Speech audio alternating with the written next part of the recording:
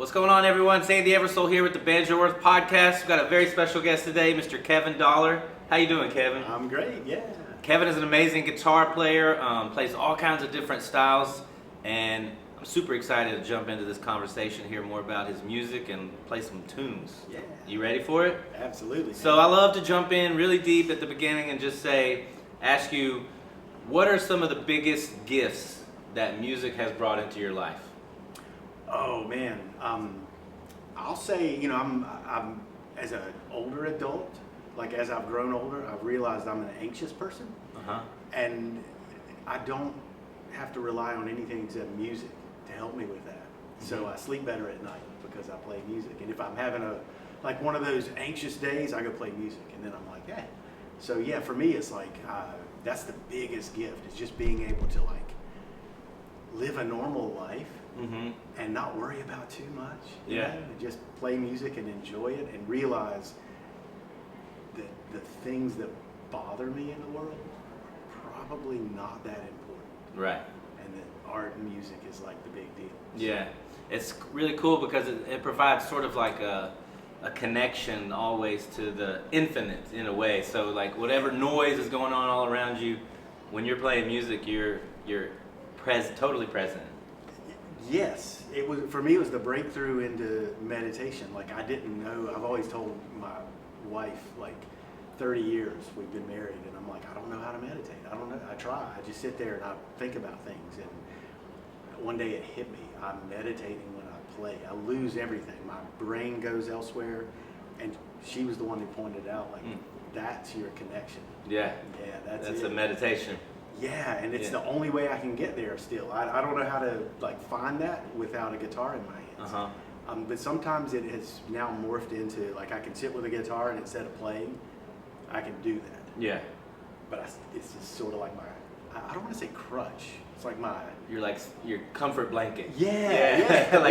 like a teddy bear when you're a young one. That exactly. Yeah. Some people burn incense. Some people will chant. Some people will do other things to get there, and for me it's it's just this guitar. Yeah. And this was actually the first guitar that did this for me. And it's not the instrument itself, but it was the group I was playing with, where I would do a 2-hour show and realize I had lost an hour and a half. Yeah. Just somewhere else. Just being in the space. Yeah. That's very cool. So you play a lot of different styles of music, and so what is your main kind of style that you would consider, describe your style as? Oh man, so I couldn't do it with one style, but I'll say it this way: I love to play classical music. Okay. I'm trained in that, but I just really love that. I make the most money playing heavy metal. Yeah. I play in a tribute band. Okay. And tribute bands are a big deal right now. Yeah. So that's the band I play with that actually brings in some income. And then I do little projects. But if I'm asked to play 3 gigs and one of them is a swing gig, I'll do that every time. Yeah. Yeah. So at home I play a lot of classical, and then we do 20 shows a year with the tribute band. Okay. Which is just rock, metal, Marshall and. What tribute is it? Get ready. Motley Crue. Motley Crue. Yeah, so we're called Mostly Crue, which is Motley Crue, but only mostly so because we don't do heroin, no debauchery. We take pictures with people and they can bring their kids to the shows. Mostly Crue. Yeah. Mostly Crue. I bet that's pretty fun. It's cover bands are cool because you get to just step into that role of parameters that are already kind of set up for you. Yes. Yeah. I get to wear makeup and a costume. Oh man. Yeah, so it's really cool. We should have got you to do that today. No, it's got to be. I mean, we go on usually between 11 and midnight. It's a late night thing. Yeah. And so downtown Raleigh, Myrtle Beach, Virginia Beach, we walk around 11 o'clock, you got makeup and your hat and your hair and stuff. Yeah. You can sort of pull that off. Downtown Greensboro, maybe. On a certain night, special occasion, first Friday maybe. Yeah. So that's awesome that you get to play a lot of different styles. I left out my hip hop band. Yeah. I hadn't gotten to that yet. You in a hip hop band? I play in the Nubian Collective right here in downtown Greensboro. Okay. Based just about 2 blocks from here. Nice. So I get to bring out my funk and jazz and R&B stuff from way back, and yeah, so it just broadens. I love to play different things. Yeah. I like to have that stylistic variation. And that also keeps things interesting, right? Because you get to play all kinds of different music all the time. Always, and that is important to me. Yeah. Yeah, very much so. Awesome. Well, let's play a tune. How about it? Yeah, man. Swing is one of your favorite styles, you said? Absolutely. And yeah. so let's do, Dinah is like a really famous old song. Do you know much about the history of the song? So I really don't. When I look into music, I'm looking into I look at the chords, the structure. I'm like a music theory nerd. Uh-huh. So I know Django Reinhardt played the song, Yeah. but I know it wasn't his song. Yeah. I know it probably was like some kind of a show tune. Mm-hmm. It says the word Carolina in it, so I've always played it because we're here in so North it's got Carolina. a home here, doesn't it? Yeah, but I'm one of those, like, you ask me a question about a song and I will know the like theoretical aspects of the music before I know the history. Yeah.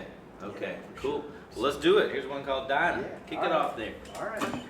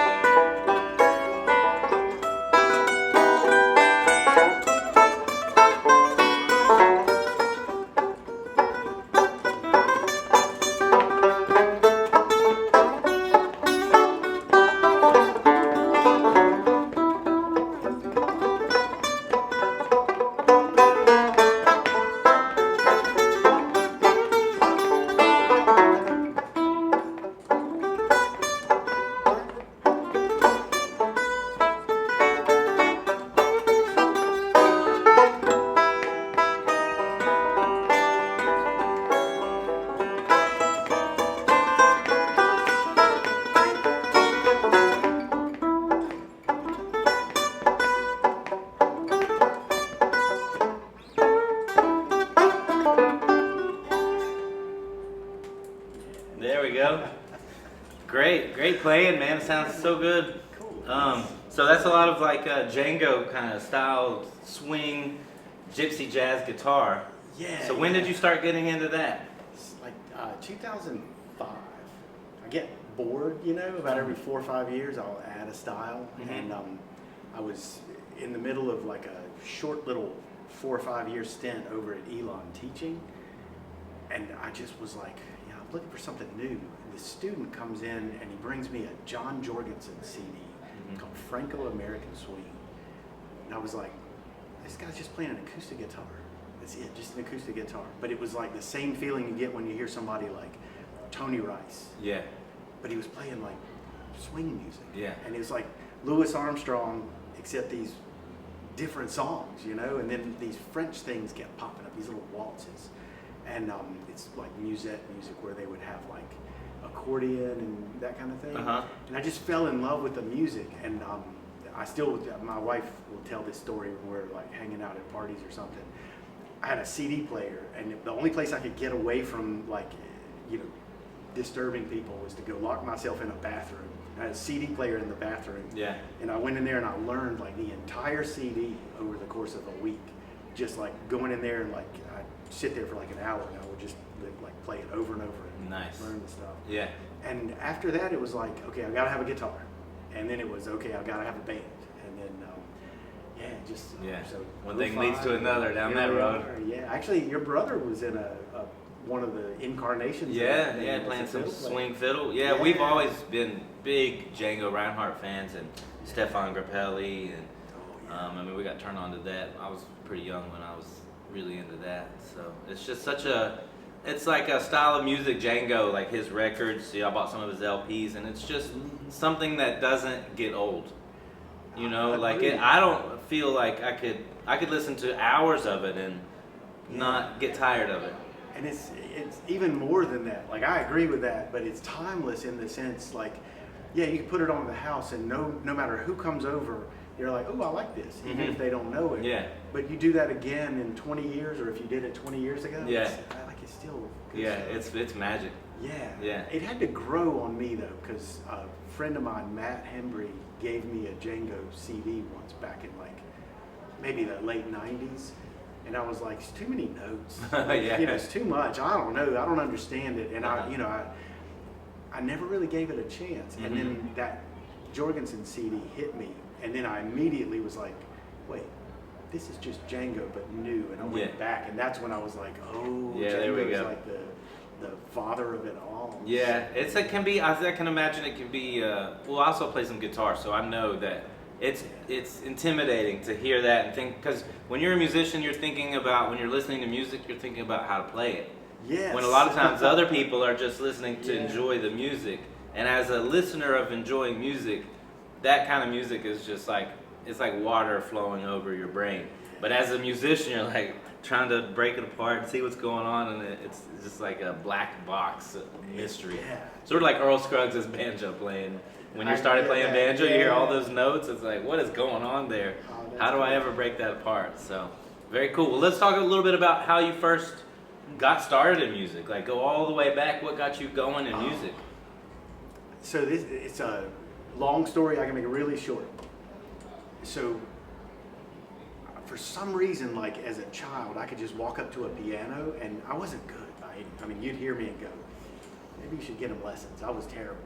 But I could find like Happy Birthday on the white keys, and then I would play it and I'd go, all the black keys sound good no matter what you do. And I didn't understand a pentatonic scale or anything. I just would like go, and I would just play and be like, this is fun. And people would say, wow, he's good at music. And I really wasn't, but I was fascinated by it. So I asked for guitar lessons, and at age 5, I got a full-size Yamaha steel string. Wow. And I'll try to do this for the camera. I'll try to do justice. 5-year-old. Yeah. I was like this. It was so big, and I was so small. So after 3 lessons, I used wire cutters, and I cut the string so I wouldn't have to practice. Okay. And my teacher was like, it was a huge mistake. Yeah. But my teacher was like, okay, so he didn't break his strings. He cut his strings. Yeah. And it hurt my fingers, and I was just looking for a way out. So they sold the guitar, and the next time I asked for a guitar, they were like, no, buy it yourself. So at 14, I finally managed to get my hands on a guitar. Prior to that, I had cut out the shape of a guitar out of like a piece of plywood, made a guitar neck, painted on the frets, and would practice chords. So the first day I got my hands on the guitar, I could already play like all the like open chords. Yeah. Didn't feel the same, but I could do it. Nice.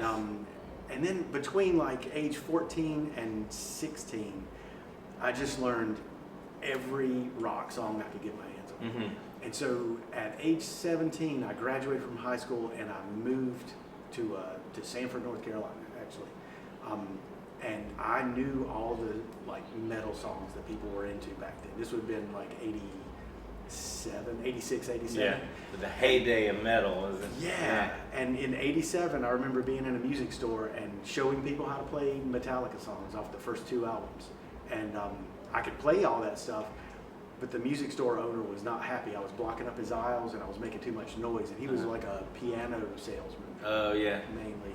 So he put me in the back room and said, $10 a half hour, start charging these people and keep the crowd out one at a time, please. And I gave my first guitar lesson based on knowing Metallica songs. Yeah, great. And then I joined a band, and then I went to music school. Yeah. And then I ended up on this podcast. Yeah. So, yeah. This is the ultimate, this is the ultimate part of your journey is Yeah, Banjo with podcasting. I retire tomorrow. Yeah. That's a cool story. So, what are some of the bands? I know you've probably been in 100 bands through your career, but what are some of the top ones, or the ones you enjoyed the most, or the ones that got to the highest level? So, I'll say it this way because my wife is always telling me things like, you could do this, you won't do this. I like to sleep in my own house at night. Yeah. So when way back in the early 90s, I was in a band called Mind Horse, which probably nobody's ever heard of at this point because it's so long ago. Yeah. But, we were in Rip Magazine. We had John Bush from the band Anthrax, who was really Armored Saint, but Anthrax, he became the singer when the other guy left. And, he gave us a really serious review, and we got a contract, and I left the band to go to music school. Nice. Because I was terrified. Yeah. Of traveling. Yeah, I just was not into it. I've all my life, I think in 12 years of school, I was in probably 14 different schools. Yeah. So I spent my whole life just town hopping, and with no choice. So as an adult, I moved back to my hometown, wanted to be close to family. Was that like a military upbringing or something, or? No, it's just it just moved all the time. We'll move here now, and now we'll move here. Yeah. Yeah, there's no rationale. Yeah. It's just switch jobs, switch houses, let's go somewhere else now. Wow. I wish I enjoyed that lifestyle, Yeah. but I didn't. So I became that person who I want to play music and I want to do everything I can, but I also want to have home base and stick to it. Mm-hmm. So the tribute band, 20 shows a year, that's easy. Yeah. We do weekends only and never back-to-back Short weekends. trips, coming back, sleeping in your own bed. Exactly. And Yeah. if we do stay over, it's because it was a 4-hour drive. Mm-hmm. But that band, it was fantastic. We still are all in touch. They went on to do stuff.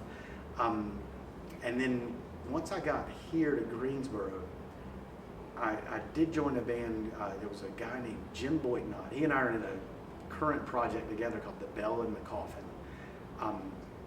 It's more of a project right now. We haven't put it out there. Yeah. But he had a band called the Estanza Project. And we used to do all the Frank Stasio shows, the State of Things. Mm-hmm. We would play stuff like that. We were on that North Carolina Weekend show on public TV. And we played Latin music.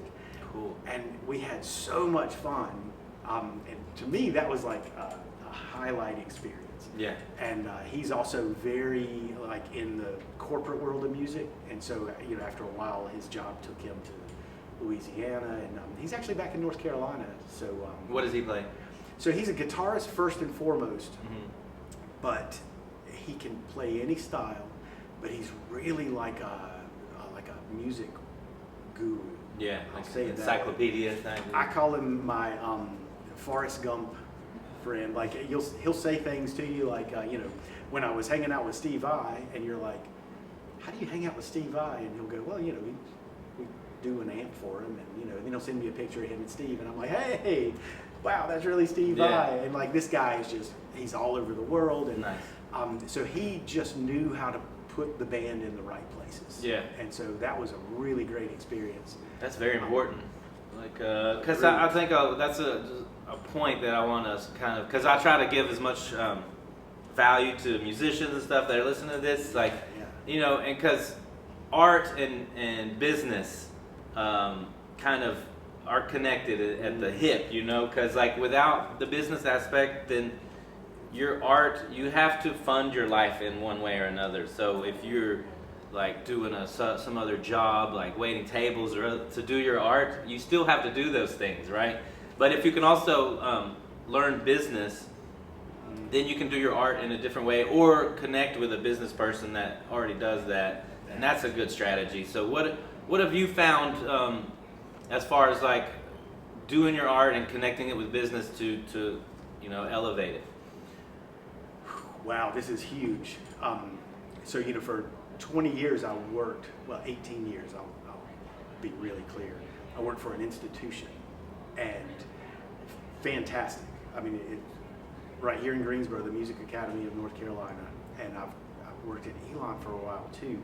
The biggest takeaway for me is that an artist doing business needs to be in business for themselves. Mm-hmm. The institutions are fine, and I wholly support that whole idea. I think it's great. But an artist that reaches a certain level has to be in business alone, or at least in partnership with other artists, mm-hmm. because the institution takes the art out of things, and it turns into fundraising and a business model. Yeah. Which I feel like, for me, and I'm sure there are people that would highly disagree, but for me, thinking about the business model, thinking about where my next $100,000 is going to come from, mm-hmm. as an institution, it takes the art out of it. Yeah. And so then when you divide that and you say, well, here are the admin and here are the artists, you start to reach a level of, okay, we can make this succeed, and then they bleed into one another. Mm-hmm. The admins start to go, well, I taught a little guitar back in the day, let me jump in. Mm-hmm. Or the musicians, the teachers, the artists start to say, well, I could do this. I could run the front office. Right. Once you start to do things that you're not good at, just to make ends meet, it starts to fall apart. You need that synergy of everybody doing what they're best at doing. What they're best at. Yeah. And you're doubling down on your skills. Yes. And you're always best at the things you enjoy doing, and that's why you're good at them, because you enjoy doing them. Right. So that's great advice. Because that's one thing I've been kind of going through is recently is like shifting from trying to make my art and everything my like sole income business, and shifting and working, because I'm also a hypnotherapist and I do a lot of that work, and that's sort of like helping me create more income when I can just focus my art on making art. And then you're making a different kind of art when you're just doing it for the sake of doing it. That's it. I mean, my entire source of income is music right now, mm-hmm. and has been since 95. Yeah. But it's not playing music, it's teaching. Teaching, yeah. Yeah, I would say I'm about 20% performance and 80% teaching. Yeah. And that's what I've always done. Yeah. And so I like to do it, I'm good at it. I always have students, and I never advertise.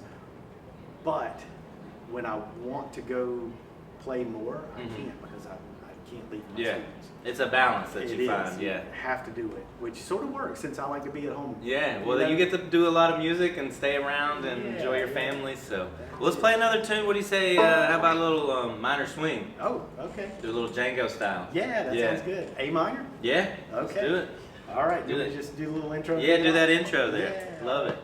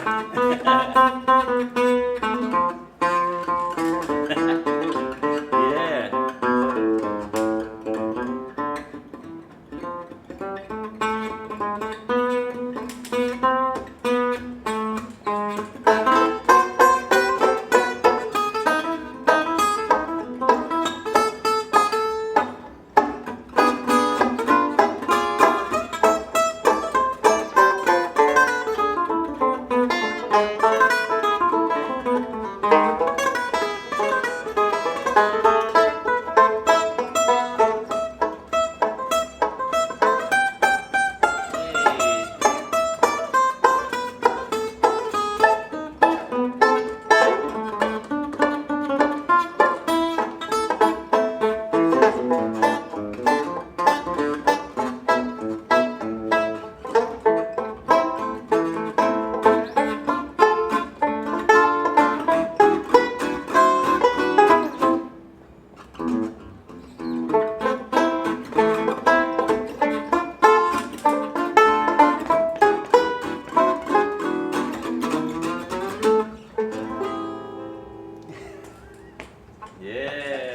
That's cool, man. I got too excited there and lost all my banjo picks. That is too fun.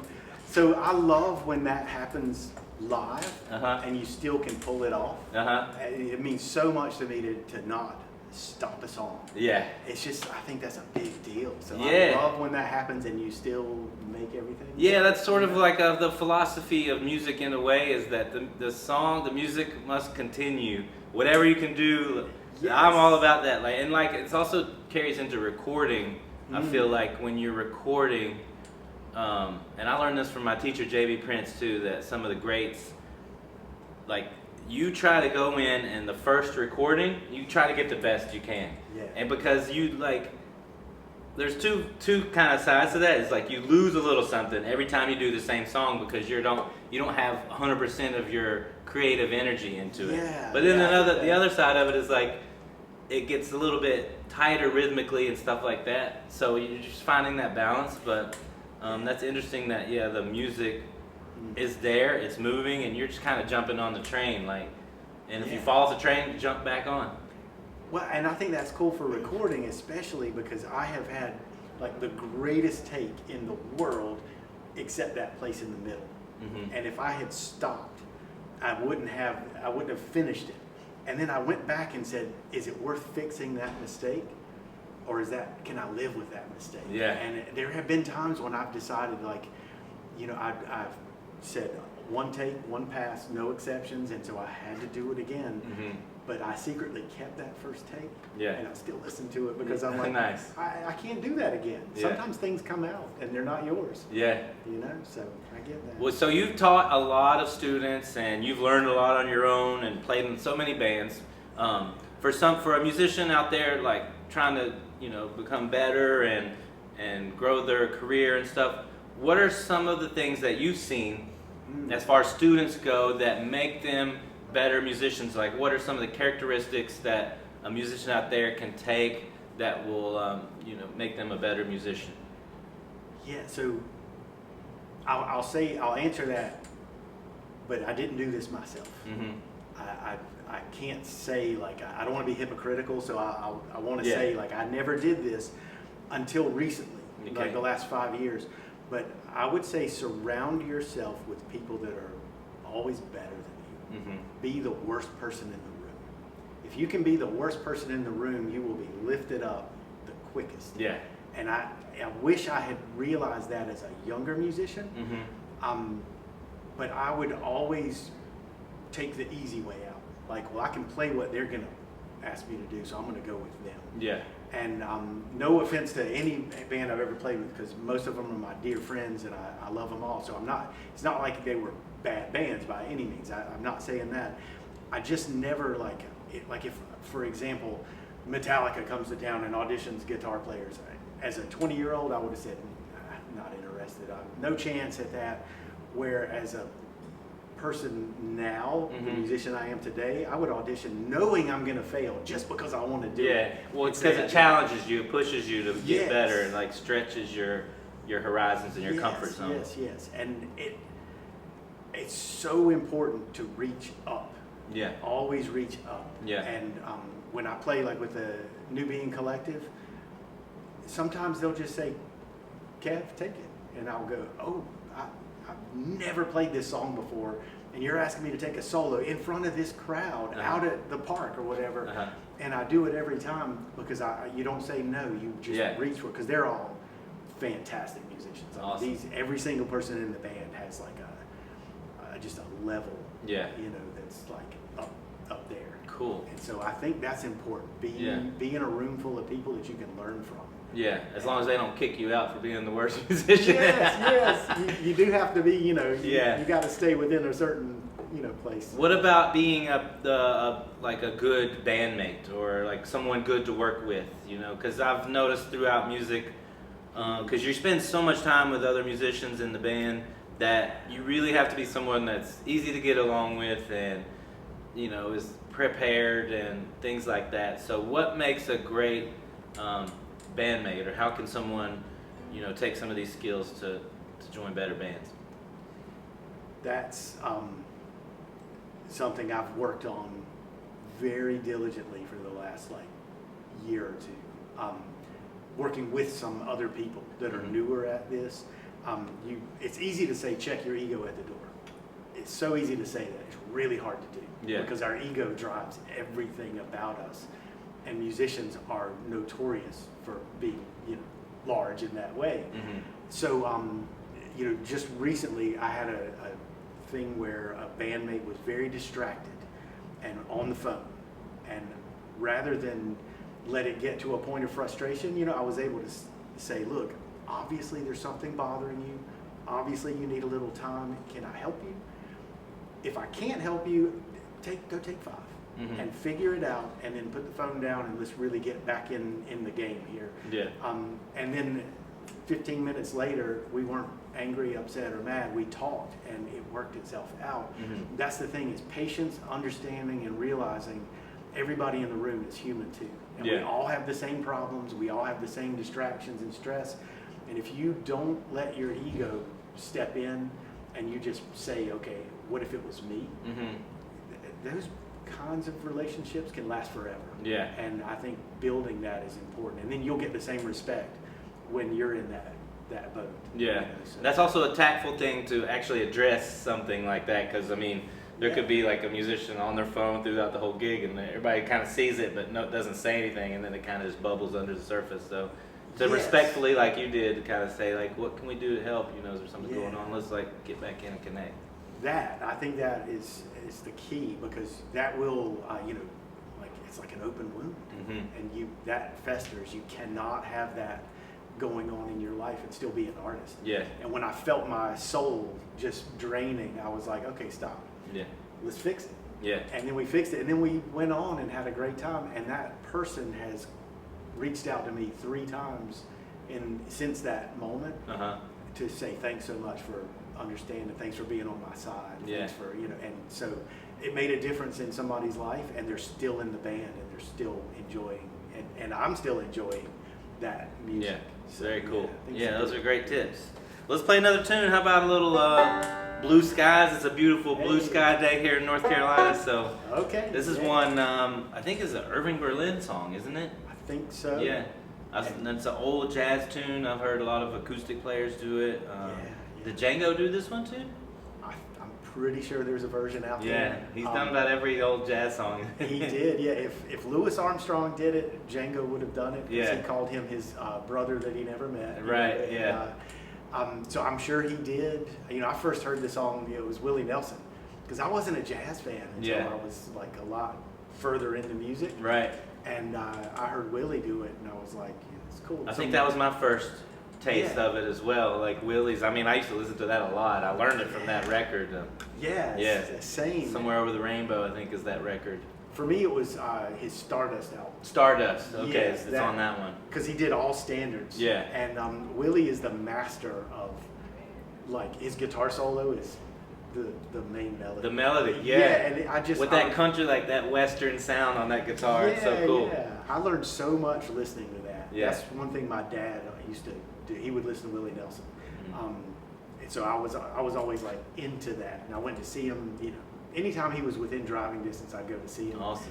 And but that album specifically, I actually didn't realize that was jazz. To me, that was Willie Nelson. Yeah. As a young musician, and then people would always say, what about this? Or what about All of Me? And I'd go, wow, you guys are playing Willie Nelson? Yeah. And they would go, what is he talking about, Willie Nelson? So for me, you know, Willie was like, he did all of me in Stardust and Blue Skies, and, you know, later. Go to a jazz gig. Oh man, you all playing all Willie Nelson songs. How cool is that? So yeah, you live and learn, right? All right, so let's do it. So a little, yes. You want to kick it off there, or you want me to? Yeah. What key? Starting on B minor. That's it. Yeah. I got you. So a little faster. Yeah. Okay. Blue sky, sun me, nothing but blue sky. Do I see bluebird singing a song? Nothing but blue sky all day long.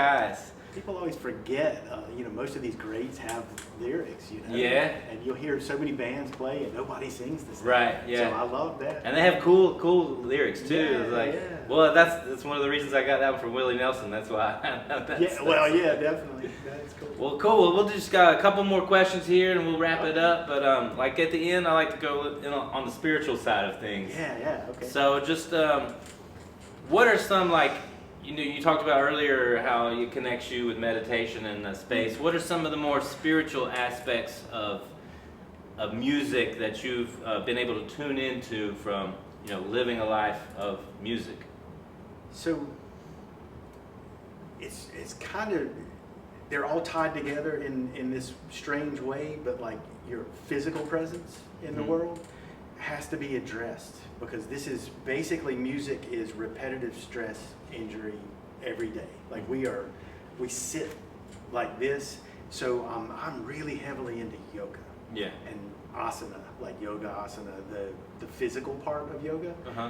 And so I even teach yoga for musicians. Okay. And I have people like, we sit like this, like you as a banjo player do this.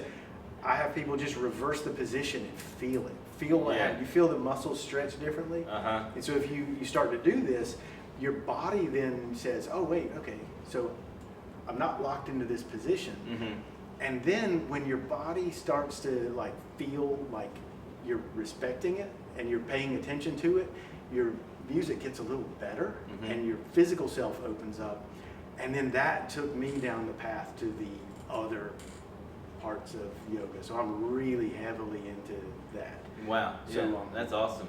Yeah. Tell us a little bit about your yoga routine, or like do you have a daily practice, or how does that work for you? Yeah, and it varies. Like I'll say, like your busyness, your emotional and mental health, all of those things impact like your yoga practice. Yeah. And I find myself, like, the busier I get, the less I'm able to do and the more I need to do it. So I try to adjust. But so I try to do at least a certain number of minutes, whether it's 5 minutes or 50 minutes. You never know. It's how much time do you have? Of physical practice. And then I struggle heavily with meditation. But I do things, the breathing exercises, pranayama is what we call that. I do some mantra work. I've done 450 hours of training. I never finished the 500, but I finished the 200 and then started down the path to 500 before my teacher moved away. So I spend a lot of time inside. Trying to figure out what I'm doing right and wrong. Okay. But that connection for me is more inspired by my partner, Cindy, who she's like just a natural spiritual person, and I want to plant a plant. I say, go tell me where to plant this. And she goes and talks to our yard. Yeah. And then she says, it would be happy there. Yeah. And, so I live that life and I love every second of it, but I feel like I'm still blocked in a way. And so, music for me is that entry way, and yoga is the way to stay healthy enough to keep playing music. Because, I started in '87 and we're 2026. Yeah. And you can wear yourself out, up here and physically. Yeah, and I've also noticed the other side, that music has a tendency to keep people younger in some ways, just because of the nature of living in that space of making music, like in the music, That's very true. Yeah. I look at pictures of friends who are not musicians, and I'm like, oh, look, we look different. Yeah. We look really different, and I like that aspect of it. And if you can combine that with some steady practice, body practice, and eating good food, and not staying out partying every night. Which don't play in a tribute band if you don't want to be out until 4 a.m. But only 20 times a year, right? Yeah, right. So that's, Well, cool. Well, one more question. If you had to leave the Earth tomorrow, some aliens were taking you away to a different planet or something, and you could never come back. Yeah.